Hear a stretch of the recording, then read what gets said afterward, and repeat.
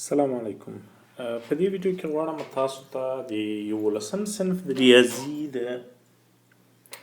40مې صفحې د تمرین حل وړاندې کوم چې د لومړي فصل چې د مخروطي مقاطع تر عنوان لاندې د دې فصل عمومي تمرین ده. نو د دې مطلب دا ده چې دا طولاني تمرین ته کېدای شي په یوه ویډیو کې ټول سوالونه حل نشو کړای، خو کوشش به وکړو تر هر څو سوالونه چې په دې ویډیو کې او په دې کې به وي د نورو باقي مانده سوالونو لپاره به آینده کې نورې ویډیوګانې درته نشر کړم. لومړی سوال د دې تمرین وایي چې که مستوي او مخروط یو بل په مایل ډول قطع کړي کومه منحني منځته راځي؟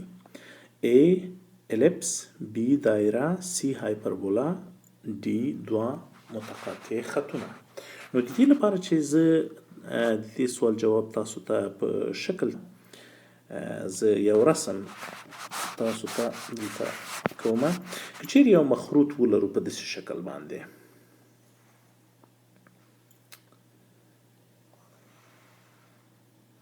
داسې یو مخروط ولرو او دا مخروط موږ وغواړو قطع کو، د چیش په واسطه قطع کو، د یو منحني په واسطه قطع کو. هغه منحني داسې یو شکل ولري،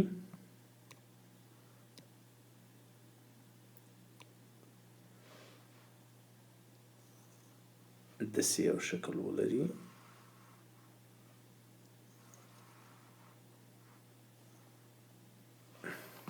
نو د دغو دواړو خطونو ګوره دلته دغه لاندینی کوم محور چې موږ لرو هغه داسې شکل لري. نو موږ تاسو ته ویلي چې په مایل ډول باندې و دا منحني دا مخروط قطع کوي. نو که چیرې په مایل ډول باندې قطع کوي دغه منحني چې کومه ده دا منحني به له دې محور سره له دغه محور سره دا باید موازي نه وي. نو که چیرې موازي نه وي بیا موږ ته دلته د تقاطع کومه منحني چې لاسته راځي دا به په داسې ډول یو منحني وي، په داسې ډول یو منحني به وي د دغه مستوي او د دغه هغه ترمنځ کومه لاسته راځي. اوس دا منحني په ښکاره ډول دا ګوره ښه دلته یوې خبرې ته باید متوجه شو. موږ تاسو ته دغه د سر دغه منحني چې ده دا منحني موږ تاسو ته ګورو لکه بیضوي غوندې ښکاري، خو دا په حقیقت کې بیضوي نه ده، ځکه چیرې دې ته له پاسه وګورې دا به دایره وي.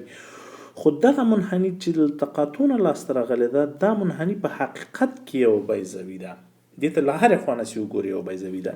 دا په هغه صورت کې په دایره باندې بدلیږي چې دغه مستوي موږ تاسو دې خوا ته په داسې راکږه کو چې له دغه محور سره موازي شکل ولري. بیا په هغه صورت کې دغه دایره هم دغه بیضوي هم په دایره باندې تبدیلیږي. نو د دې لپاره جواب موږ ته څه لاسته راځي چې دا یو الیپس ده یا بیضوي چې ورته وایي.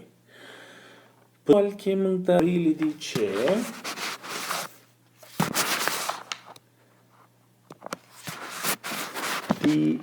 دویم سوال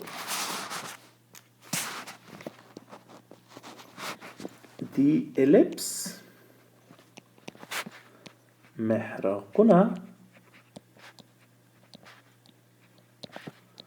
هغه دوه نقطې دي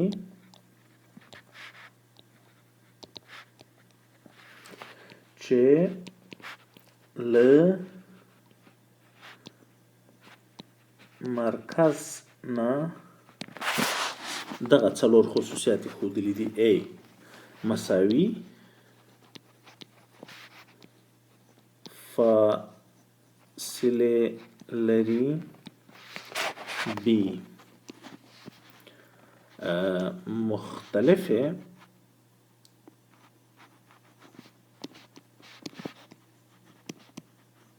فاصلې لري، C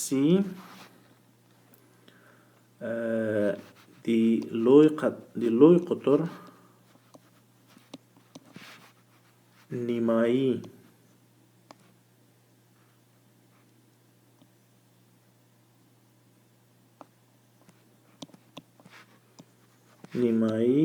فاصله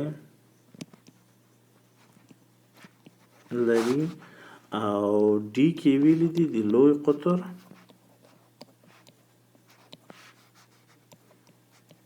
دوه چندې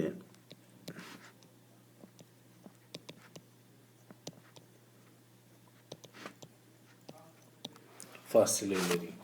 ګوره محراقونه کوم شکلونه دي؟ دغه شکلونه دي. که چیرې موږ بیضوي ولرو،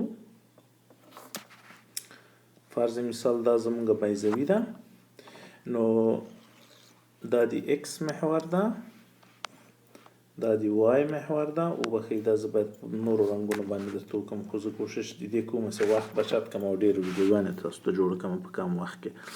دا محراقونه دي دوه. ګوره محراقونه په تعریف باندې هغه دوه نقطې وي چې له کومو نه د بیضوي هره نقطه د کوم په مجموعاً یو مساوي فاصله ولري، خو له مرکز د بیضوي سره څه رابطه لري؟ له مرکز د بیضوي نه دغه فاصله تر محراق پورې چې اف ده او دغه فاصله تر محراق پورې چې اف داش ده، له دې نقطې نه باید مساوي فاصله ولري. نو موږ بیرته اصلي سوال ته ځو. نو لومړی آپشن موږ حل کړو، دا سوال صحیح جواب ده. په دریم قدم کې دریم سوال څه وایي؟ هغه داسې وایي چې که چیرې ام یوه نقطه وي، که ام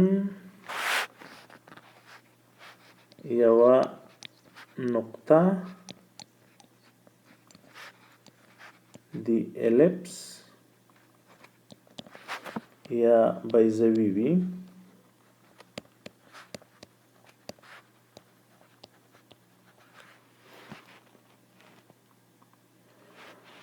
اف او اف داش یې محراقونه وي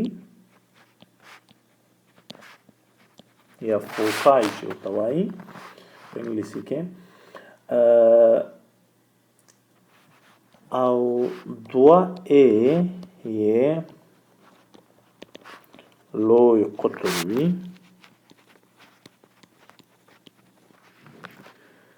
په دې صورت کې سمه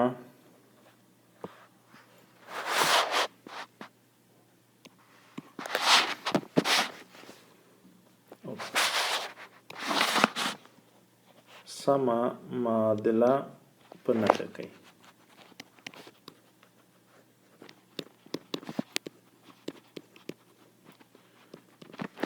له کومو له دغو معادلو نه چې په ا برخه کې داسې ویلي دي، که چیرې ګوره دغه خصوصیات ورکړل شوي وي چې ام یوه نقطه د بیضوي وي، اف یو محراق وي، اف داش بل محراق وي، او 2A لوی قطر وي، نو په دې صورت کې په دغو کې سمه معادله څه شی ده؟ لومړی ا کې دا ورکړي دي چې ام اف فاصله جمع ام اف داش فاصله وای باید مساوي شي له ا سره. دا ا او دا ا ګوره فرق لري. دا ا چې دا د نمرې لپاره ما استفاده کړې ده، او دا بله ا چې دا د دغه 2A سره اړه لري چې په سوال کې معلومات راکړی ده که نه. وایي نه وبښئ 2A دې کې په ا کې دا 2A ده ښه، په ا برخه کې. بي کې ام اف جمع ام اف داش دا باید مساوي شي له ا سره، او په سی کې لیکلي دي چې ام اف جمع ام اف داش باید مساوي شي له 2A سره. وبښئ په A برخه کې ویلي دي چې دا منفي ده، دغه علامه چې ده منفي ده، نو ام اف منفي ام اف داش 2A کېږي. او په D کې بیا څه ویلي دي؟ په D کې لیکلي دي چې ام اف داش جمع ام اف مساوي کېږي له 0 سره. اوس په دغه کې وایي کومه یوه تاسو درسته معادله په نښه کوئ. ګوره په بیضوي کې موږ تاسو د بیضوي د معادله چې څنګه لاسته راوړو هغه په داسې شکل ده. زه به تاسو وړوکی تصویر دلته جوړ کړم. ګوره موږ کله چې بیضوي لرو، موږ د بیضوي او دوه نقطې لرو. په هغه فعالیتونو کې که چیرې پام مو کړی وي داسې یو فعالیت یې درته ویلی ده چې تاسو په یو میخ باندې خطونه دوه میخونه ټک وهئ په ځمکه باندې یا د میز په سر باندې، بیا یو معین تار له هغو دوه میخونو داسې راتاو کړئ. اوس ګوره که چیرې د بیضوي هره نقطه زه له دغو دواړو نقطو سره وصل کمه، هره نقطه یې راواخلم جدا جدا له دغو دواړو نقطو سره وصل کمه، نو په حقیقت کې د بیضوي تعریف داسې شی ده چې د دغو دواړو خطونو مجموعه باید مساوي وي. له هرې نقطې سره دغه تعریف د بیضوي جوړیږي. ګوره که هر څومره ډیر زه دا رقم خطونه وباسمه بیرته مجموعه د دواړو خطونو له دغو نقطونو، ځکه دغو دواړو نقطو ته محراقونه ویل کیږي. نو په حقیقت کې دغه هره نقطه ام کیدای شي، هره نقطه ام کیدای شي. ام دلته دا ده، دلته دا ده، دلته دا ده، همدارنګه دا، او دغه اف ده، دا اف داش ده. اوس د بیضوي د تعریف په اساس باندې ام اف، ګوره له دغه نقطې نه که چیرې واخلو موږ له ام نه تر اف پورې چې هغه دغه فاصله ده، بیا له ام نه تر اف داش پورې دا فاصله باید په دغه نقطه کې له ام نه تر اف جمع ام اف داش، دا باید ټول دغه معینه فاصله موږ ته ورکړي چې هغه 2a ده. ځکه 2a څه ده، که چیرې دغه د بیضوي رأس وي دغه فاصله د a په نامه یادیږي، چې د بیضوي پوره طول د 2a په نامه یادیږي. نو دغه فاصله چې د بیضوي طول ده دا خپله 2a ده، او ام اف د هرې نقطې لپاره چې دا ام هر چیرته وي ام اف جمع ام اف داش دا باید مساوي شي د بیضوي له طول سره. دغه عمومي هغه معادله ولو کومه چې د بیضوي اصلي معادله موږ لاس ته هم راوړلی شو.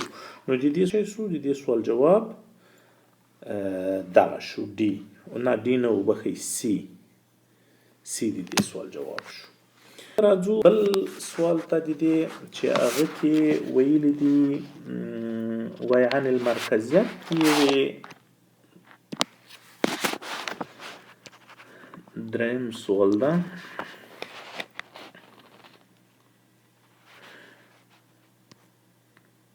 د الیپس یا بیضوي عن المرکزیت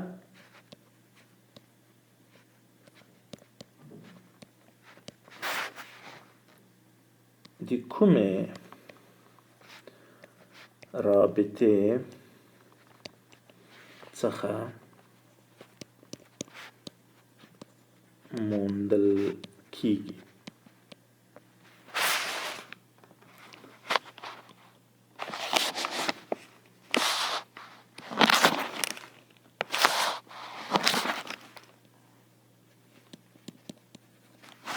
A په A کې موږ ته ویلي دي چې E مساوي کیږي له A پر C سره.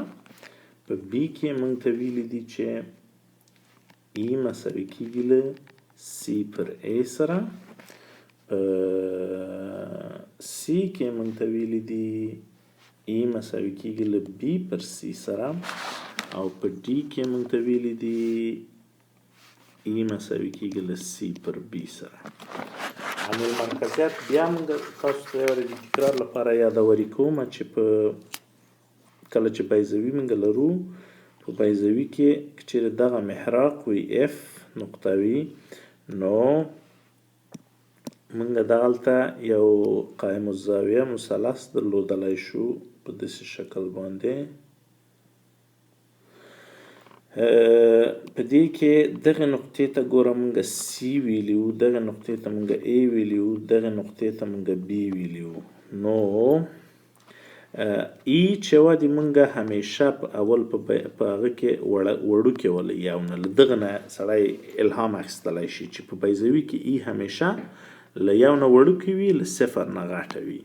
نو په دغه مثلث کې د کومو طولونو له نسبت نه داسې یو عدد موږ ته لاسته راځي چې هغه د صفر او د یو په مابین کې طبیعي خبره ده باید په وتر باندې وویشو. د قایم الزاویه مثلث کې قایم الزاویه مثلث کې وتر تر ټولو غټه زوله وي.